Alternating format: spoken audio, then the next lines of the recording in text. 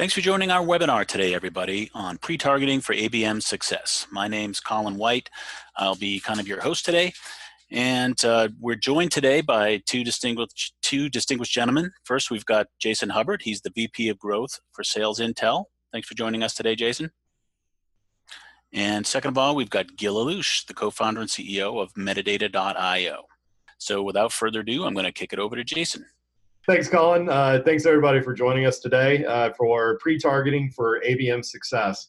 So we're going to begin with some steps and best practices for building out your ABM strategy and your target accounts, as well as your ideal customer profile and people at the companies that you want to go after. And then we're going to hand it over to Gil and show the power of being able to pre-target to those select accounts that you're aiming for with your ABM strategy.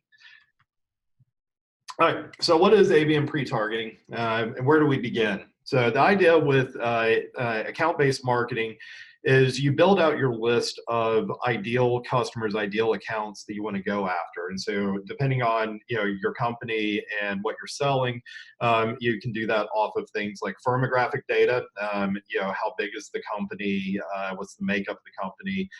You can do it off of technographic information, like what type of technology platforms are they using. And then you do it at the individual level to make sure you're targeting the right people at those companies. And then the idea of pre-targeting within that is being able to use targeted ads to be able to warm and nurture those accounts and those people at those accounts and have them come to you, or at least have them be aware of you, where their engagement is much higher whenever you reach out to them. So getting started is, of course, you've got to come up with who you're going to target. And where you need to do that is to begin with your ideal accounts, your ideal companies that you want to go after. And so the best way to do that is go back through and analyze and review your accounts, your opportunities, and your contacts, where you've had success in the past, and use that to be able to build out your ICP, your ideal customer profile. And then you need to be able to engage with those audiences. So being able to do that traditionally has been through things like outbound calling, outbound email efforts and stuff like that. But with the power of platforms like Metadata, you can actually be able to do that through ads as well, so that you're surfacing information and content for people to engage with before and alongside your other ABM strategies and efforts. And then a key piece within that, and this is part of where I love working with metadata, is the ability to be able to learn from what's been effective. So being able to look at your campaigns and your pre-targeting efforts and be able to see how accurate was that ICP. Were you targeting the right people at the right accounts with the right content, and then being able to optimize off of that. So you begin, you can use a platform like SalesIntel, which allows you to be able to go and define what those criteria are for your ideal customer profile, and be able to actually pull the information on your actual personas that you want to sell to at that company. And then you can use metadata as a platform to feed that data into to be able to pre-target and surface ads, serve ads to those people and get them warmed up before you initiate your outbound efforts, and ideally have them actually come in as inbound leads that have already engaged with your content. So briefly, what is SalesIntel? SalesIntel provides you the most highly accurate B2B data in the industry. So all of our data is 95+% accurate. It's re-verified every 90 days. We have over 85% of our records with direct dials. So that's really important in opening up additional channels for outreach, so that you're not just having to rely on inbound efforts, through your content and your ads, as well as just email. So you actually have the ability to pick up the phone and get to people without having to go through the headquarters or a gatekeeper. We also offer a white glove customer service where we'll help you identify what that ICP is, and then go back into our bigger database of machine process data, and we can then run that through our research team that hand verifies all of our records. So anytime that you're trying to implement a successful ABM strategy, you're only going to be as successful as the data that you have. And so, if you're using a vendor that, has 20 or, 70, 80% accuracy, then that means that, 20, 30% of your effort is going to be lost. And so how do you go about building your ABM strategy? Step one is to create your named accounts that you want to go after. And like I said, you can go, and the easiest way to do this, the best way to do this, is go into your historical data and records and look at where you've had success in the past. What types of companies have you been successful selling into? What are the criteria for those companies for you to be able to then model that and go and try and find similar companies? And so you want to pay attention to what type of people you're going after, making sure it's the right companies, make sure they have budget and needs, so that you're not wasting your effort. And this is where the ability to be able to search off of a lot of those data points that I was talking about becomes so important. So with SalesIntel, you're able to pull information on firmographic data, so information about the company. What sector are they in? What industry? Who do they sell to? What's the size or age of the company? Technographic information. Do they use like Salesforce for CRM? Are you looking for people who are using a marketing automation platform? People that have e-commerce platforms, things like that. As well as all the way down to location searches. So if you're running like hyper-localized campaigns, so for instance, if you want to do like a local lunch and learn or a campaign around an event that you're sponsoring, you can go and drill down and filter off of that down to actual individual metropolitan areas and locations. So you're not even limited to having to go and pull, zip codes or, or a wide search across an entire state. You can actually do it at a geographic level. So step two, from there, you've identified your accounts that you want to go after. So now you need to figure out who your decision makers are. Who do you want to go after at those companies?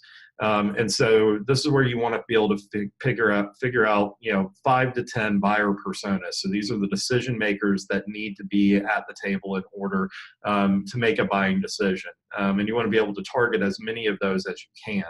And so this is where having a data source to be able to supplement your accounts that you're going after with those actual contact information for the personas you want to go after becomes so important.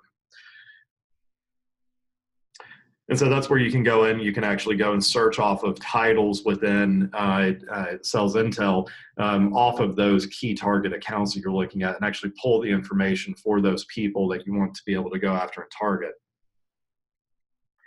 And then the third step, and this is really key and what makes or breaks a successful ABM campaign, is really making sure that you've got the right fit of the data. So you're targeting the right people, but then you're targeting it with the right content. So you want to make sure that the content that you have is tailored for each of those buyer personas at that company. So different personas, different people, and different titles at those companies are going to have different pain points that you're seeking to address. And so you want to be able to target that content to those right people and do that at the right time. And this is where this goes really, really well hand in hand with companies like Metadata, where we're able to then use that content as a key piece that the ads point to and conversion points, so that we're targeting the right people with the right content, so they're going to be highly engaged with it, and then you can pre-target those prior to your outbound efforts that you have. And so from there, you can then actually create your ad creatives based off of those audiences that you've identified. So like I said, what are the pain points, not only for the company, but for the individual decision makers at the company? Whenever you build that content, you want to make sure that you're mentioning specific keywords that are really going to resonate with those personas. And if you're targeting accounts at a technographic level, make sure that you're actually using, mentioning those technologies that you're looking at, even if it's actually mentioning competitor information that you're targeting, because obviously if they're using a competing product or they're looking at a competing product, then they are a high value target for you as well. And then once you have all of that, you can actually pull that data again from SalesIntel to be able to then do your outreach. Because even if you've got somebody that comes in through an inbound channel, the chances of that being all of the decision makers you need at the table in order to close a deal is extremely unlikely. So being able to then go and be able to flesh out those additional decision makers that you need to engage with additional content is going to really make or break the success of your ABM strategy. So we'll hand it over to Gil here. Give me just 1 second. I'll pass this over to you, Gil. Thank you, Colin. Thank you, Jason. Welcome, everyone. I'm going to talk a little bit more about the pre-targeting piece and how we use artificial intelligence to serve the right ad, the right type of ad, the right copy, creative, and the right asset to the appropriate persona within one of the companies that you've pre-selected with SalesIntel in the previous stage. So the execution piece is kind of the more complicated pieces that is streamlined by a solution like Metadata. And so once you have a list of companies and a list of personas within those companies that you have previewed, and we highly recommend to not do that in silo, meaning when you have the list of companies that you know you want to target, and when you have the list of people within those companies that you know are appropriate for you to speak to, this is a good time to bring in your CRO, your sales SDRs, someone from the sales team, because eventually these are the people who are going to follow up on those leads that you're bringing in. And you want to bring them into the process, into your account-based marketing tactics in the planning stage. And so as you have those lists, it's a good time to bring in those people and confirm with them. You can ask them the question of, are these the types of companies that you would like to see as inbound leads? Are these the types of job titles, seniorities, who within those companies you want to get as opt-in leads? Can you develop those leads into a sale? And so you want to get their buy-in before, because that's really the advantage you have here. It's not a black box. You're not gonna be surprised by who is coming in through your ad targeting, because really you've pre-selected them. So that's a really good opportunity to bring in sales and make them part of the process. And so once you selected them, you uploaded them, they're in metadata, and you're starting to run multivariate testing, meaning you're starting to use all of your different collaterals, all of your white papers and ebooks, etc., and you start running ads at scale. At this point, you're going to start seeing some responses. You're going to see, oh, this particular ad is getting a lot of impressions and clicks, and you can see those particular accounts who are now moving along in the funnel. Maybe at first they see a bunch of impressions, then they click a bunch of times. You see a bunch of leads coming through. Those leads become into MQLs, and they start influencing your opportunities. It's important to see which types of ads, which types of assets, which channels are getting you the biggest return on your investment, because that's where you want to start, tripling and quadrupling your investment into those channels, into those assets. One of the biggest things in execution of account-based advertising is the challenge that you have many, many different variables you have to play with. If you're trying to do 50 campaigns, just 50 on your own, it's going to get very challenging, because you have to build a nice spreadsheet and a pivot table to understand how all the different campaigns that you're running are performing. And also you have to correlate the performance not only based on vanity metrics like, Facebook will give you the impression, the clicks, and maybe number of leads, and LinkedIn too. But what about how the quality of those leads? What about, do those leads now behave the way you expected them? Are they going back to the website and consuming more content? Are they going to your pricing page? Are they responding to your emails? And so all that data should be pulled from all the different systems that you have. And doing it manually is hard, because the data is usually locked within those systems. Marketo has their own data, Salesforce has their own data, Facebook, LinkedIn, so on and so forth. What Metadata does is it connects to all of the different marketing technologies that you have, and it will pull in all of those data points into one big database, which is the metadata database. And so the optimization is not done just based on those impressions and clicks, and you don't have to put those numbers together, but rather every ad that runs, all the responses to that ad, impressions, clicks, leads, MQLs, impact on opportunities in the pipeline, so on and so forth, all of that is being measured normalized, and based on those KPIs, the ad is either going to be eliminated, which is most of the time it's going to be eliminated, or it's going to be selected as one of the top performing ads, and then it's going to get more budget, going to get closed. Because you want to decide whether to continue or stop a campaign, not based on the number of impressions it's generating, but the actual pipeline impact that it's making. And it may take a few weeks to get that kind of feedback. And we say here A/B testing is dead because, as I just mentioned, there are many different variables to run in account-based targeting tactics. It's not just the collateral, and it's not just the channel or the audience. It's all of them together. It's collateral. Are you using a white paper or an ebook for this particular campaign? It's the creative. Are you showing a thumbnail of your ebook, or are you showing a picture of someone smiling? The copy, the audience that you're targeting, a particular segment. Are you targeting C-level executives, directors? Are you targeting the CTO or the CEO? Very different message for them. One cares about the architecture diagram and maybe some technical collateral. The other one might be looking for ROI calculation or something of that sort. And then, of course, the channel. Are you going to generate higher cost per lead on LinkedIn versus Facebook? Are you going to generate higher quality of leads from LinkedIn versus Facebook? You need to know those things, and you need to know those things at scale. Because if you're running 10 campaigns out of 1,000 possible campaigns, you may select the right 10, or you may select the wrong 10. Likely that you're going to select the wrong 10 because the options are so wide. But if you actually allow a system like Metadata to run all of your campaigns automatically and optimize them as the results come through, you don't have to worry about those technical, mundane, repetitive tasks of putting all the experiments in an Excel sheet and pulling all the data. That's done being automatically for you. And so you can really scale the experimentation and reach those campaigns that perform really well for you. And so that's exactly what we do. We take all of the different variables. We take all of your collateral from your website. We take all of your creative, all of the copy that your product marketing has put together. We connect to all those channels that you already have, like Facebook, LinkedIn, Instagram, as well as new channels. We can run ads on programmatic, on contextual ads, sponsored content, retargeting, so on and so forth.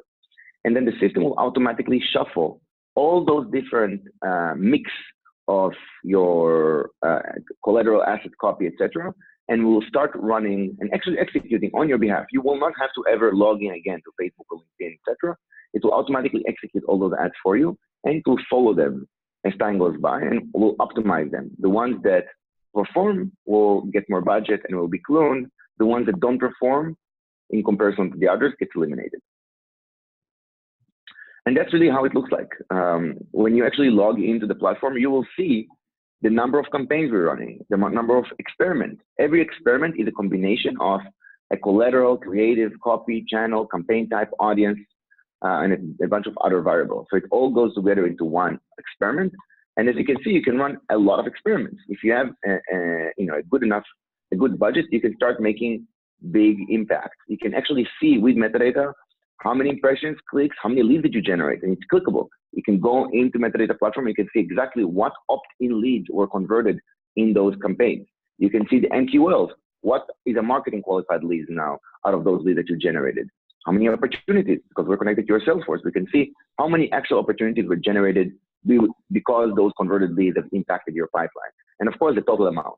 So you can go back to your salesperson and say, hey, looks like those 5 leads have generated 3 opportunities. Can you confirm? And you can go back to your CRO, or you can go back to your CMO and say, hey, listen, we generated $50 million of triggered opportunities, and we have influenced $500 million of influence opportunities. Can I get another $1 million for ads for next quarter? And it's much, much easier to have those conversations. Just to give you a quick example of how fast you can end up with 1,000 experiments. So you must be thinking 1,000 experiments is for a public company, maybe HP or maybe Apple needs to run 1,000 campaigns because they have so much creative and so much collateral. But we don't. We're a small A-round startup. We don't need to do experimentation at scale. And that's wrong. My experience has been that even in small companies, it's very easy to get to a large number of potential experiments because of the simple nature of Cartesian multiplier. The more variables you have, it's exponentially more experiments that you can run. And so, yes, if you're only testing your copy, your headline, if you're only testing one image, like when you send an email blast, you can do an A/B testing on Market or HubSpot and test the subject line. Sure, it's easy. You have 100,000 people that you're going to send an email to. You're going to send 10,000 people subject line number 1, 10,000 people subject line number 2. You're going to give it a few hours. You're going to see which one has a higher open rate. And based on that, you're going to choose the winning subject line and you're going to send it to the rest of the 80,000 people. That's A/B testing, and that's history. When you have 6 variables and you have just 3 channels, Facebook, LinkedIn, and programmatic, when you have 5 different audiences, imagine that you have 10,000 companies and you have 5 people per company that you're targeting. Now you have 50,000 possible prospects. And you're starting to segment them. One time you segment them by the industry, by product, by seniority, by function, by size, you're done. Now you have 5 audiences that you want to go after within those 10,000 companies. Offer types. One time you want to bring them to your landing page and redirect them from an ad to your landing page. But sometimes you want to convert them right on the spot because it's going to be a higher conversion rate. If I don't need to be redirected to a landing page and I'm clicking on an ad and automatically consuming the ebook, I'm going to have, as a vendor, a higher conversion rate on that channel. And so you may want to try that. Maybe one time a landing page, one time lead gen. Ad creatives. Maybe you want to try a bunch of different creatives until you really see which one is more appropriate. Ad text and assets. One time you want to try an ebook, one time a white paper, one time a webinar. And so it's very easy when you multiply all of those numbers to end up with more than 1,000 campaigns. Now, good luck trying to run 1,000 campaigns with your team or even with your agency. It's going to take you a long time.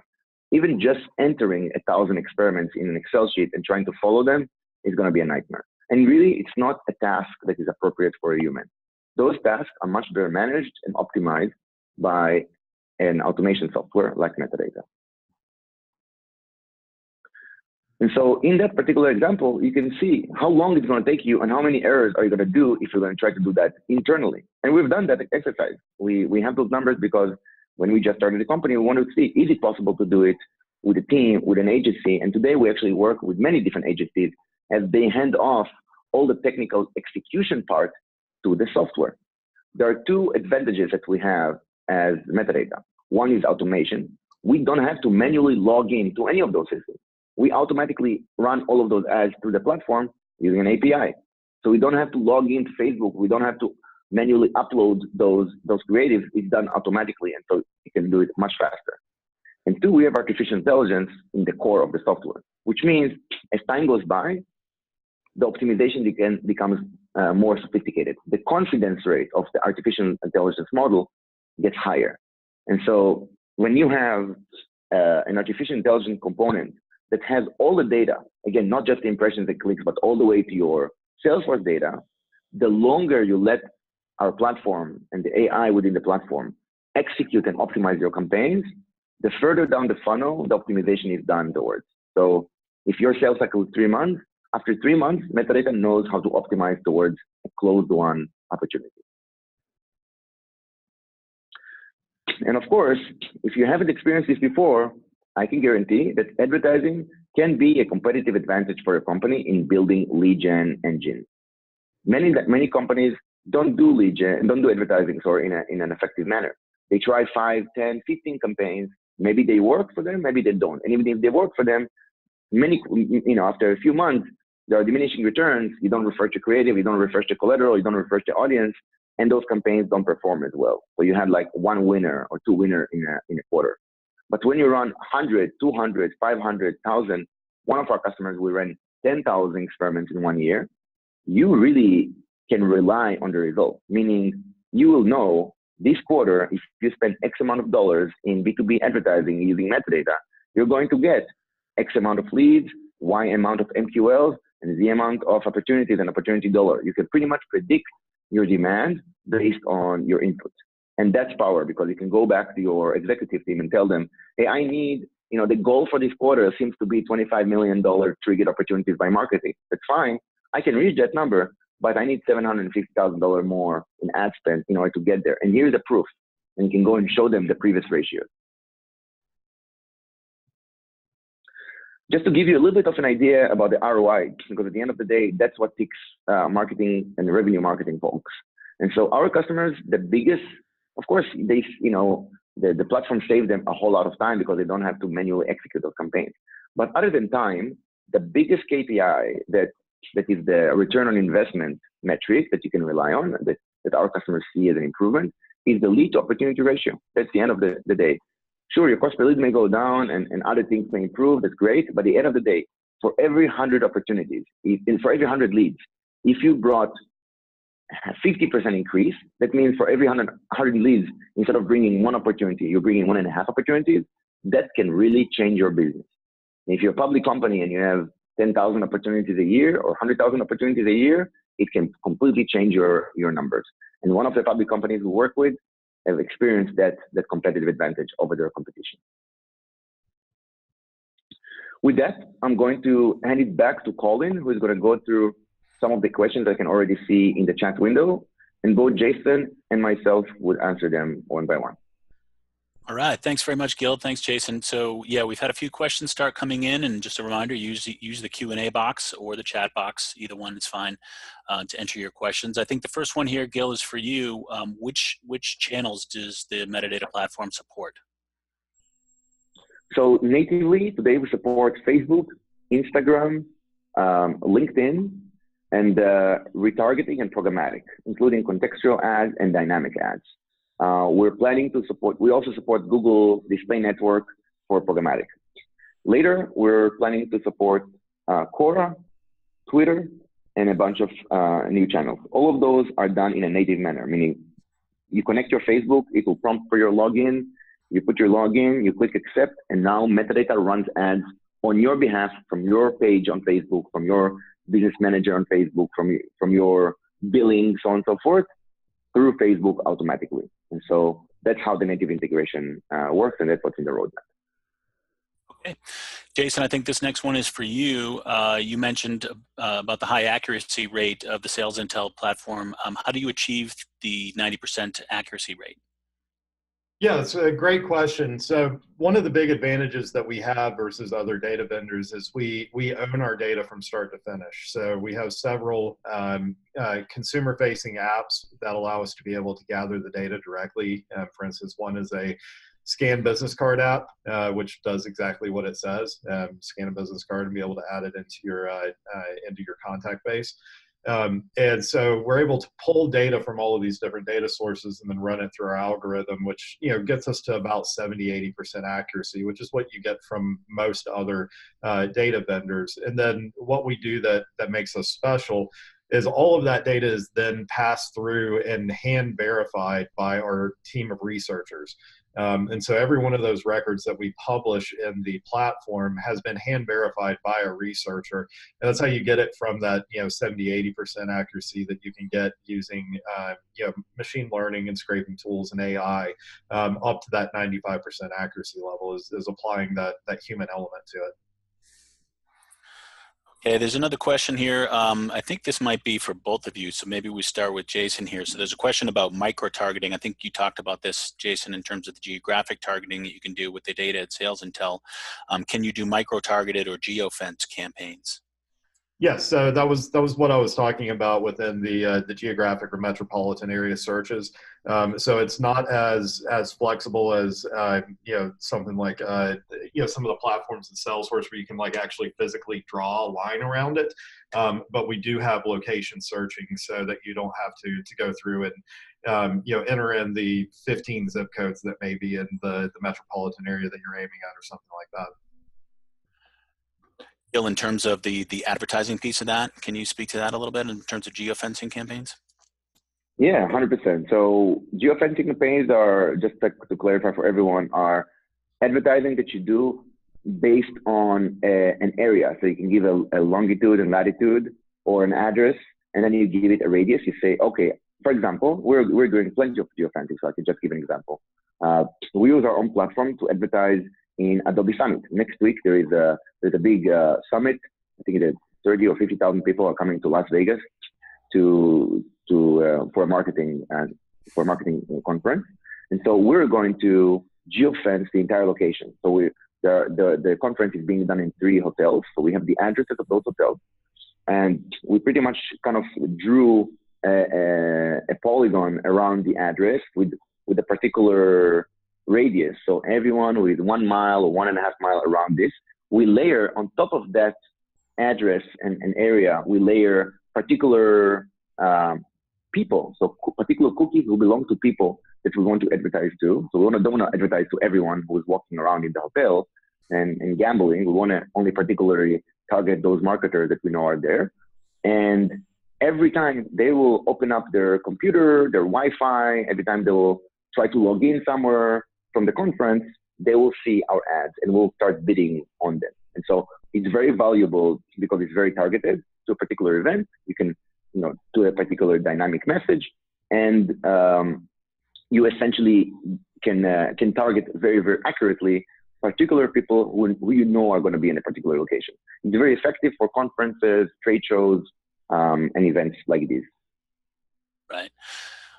Okay, a couple more questions here that have come in. I think this is mostly for Gil here. Are audiences passed to metadata as companies, contacts, or both? And what are the pluses and minuses of each? So metadata works with SalesIntel and other vendors to essentially pull in lists of companies and contacts into the platform. With metadata, you're not just targeting a company. It's not like some of the other solutions in the market where you select the company and you say, this is the department I'm going after, and you start spraying that company with ads kind of agnostic to who exactly within that company is seeing it. With metadata, you choose the people and you choose the company, and then you get a full data set that includes both of them. You preview that data set. You say, okay, yeah, these are the list of companies I want to go after, and these are the list of people. You will not necessarily see their name, because for privacy reasons, we're not allowed to show that. But you will see the job title, the seniority, you'll see the location. And so you'll see enough details to understand whether this is an appropriate person to target or not. And after you've confirmed, then what we do is we go to all the data sources that we work with. We get all the PII, all the personally identifiable information. So we get their cookie, their IP address, their corporate email, their personal email, their mobile device ID, cell phone, any piece of information that is personal for that particular prospect. The reason we do that is because every person signs with different details to the different advertising networks, and we're trying to get a high match rate.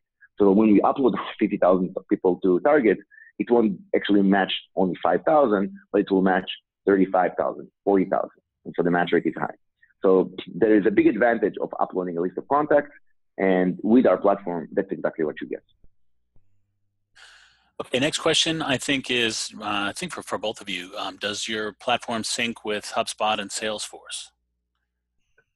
Yeah, I can answer real quickly on the SalesIntel side. Yes, we have direct integrations with both. So you can push data directly from SalesIntel to Salesforce and HubSpot. We also have a managed package for Salesforce where you can access SalesIntel's data right inside of Salesforce, and then push that as new leads or contacts accounts into Salesforce. Yeah, on the metadata side, we do integrate with leading marketing automation and CRM. We also have a Zapier connection, so we have a native integration to HubSpot, Marketo, Salesforce. Every lead that comes through one of the ads that gets converted is automatically enriched. So let's say we're targeting Jason, and we're targeting Jason on a Facebook lead gen campaign, and Jason clicks on the ad. His details are going to be pre-populated. Guess what? Likely that Jason signed up to Facebook with his Gmail or Yahoo address, and so we'll take that email, convert it to a corporate email, and then of course the job title and the company name and the industry and technologies, all of that data is going to be enriched and then being pushed to HubSpot. So you're going to get all the details, even if it was not necessarily provided by the original lead. And you can also choose what list to push it into. If you have dynamic list, or if you're using UTM tags, or you're using a tag manager with Google Tag Manager, all of those are supported, and the UTM that you already use are supported. Okay, just a reminder, folks, if you have any final questions, use the Q&A or the chat box to enter them in. Just a reminder also that we are recording today's presentation, and we'll be sending you a recording within about 24 hours or so. Doesn't look like any additional questions are coming in, gentlemen, so I think we're going to wrap it up. Thanks very much for joining us today for our presentation on ABM retargeting best practices, and we hope to see you soon at a future webinar event.